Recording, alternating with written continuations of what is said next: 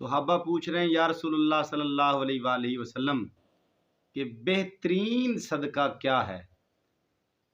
جس سے فائدہ زیادہ سے زیادہ ہو۔ دیکھیے، ہر آدمی تجارت کرنے والا چاہتا ہے کہ مجھے نفع ہو، نقصان نہ ہو، یہ تو ٹھیک ہے، مگر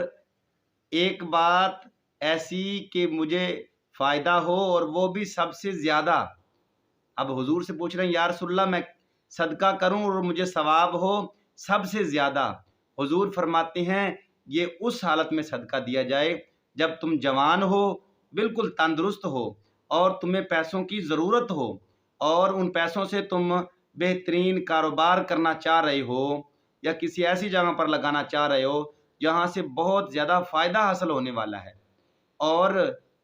ہر طرح کی ضرورت ہونے کے باوجود تم ان پیسوں سے صدقہ کرو، کسی غریب کی مدد کرو، تو اللہ رب العزت سب سے زیادہ اس کو پسند فرماتا ہے اور سب سے زیادہ اس کا اجر دیا جاتا ہے۔ نہ کہ تم ایسی حالت میں پہنچ چکے ہو کہ تم ہچکیاں لے رہے ہو اور آخری سانسیں چل رہی ہوں اور تم اپنی اولاد کو یا اپنی وارثین کو کہو کہ اب میرا مال تم فلاں جگہ پر خرچ کرنا، فلاں کو دے دینا، فلاں مدرسے کو فلاں جگہ پر دے دینا۔ تو اس حالت میں حضور نے فرمایا یہ حالت تو میاں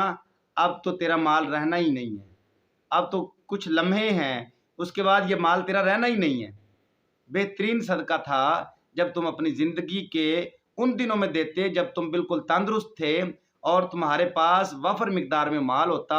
اور تمہیں مال کی ضرورت بھی ہوتی، اس مال سے تم اچھی خاصی دنیا کی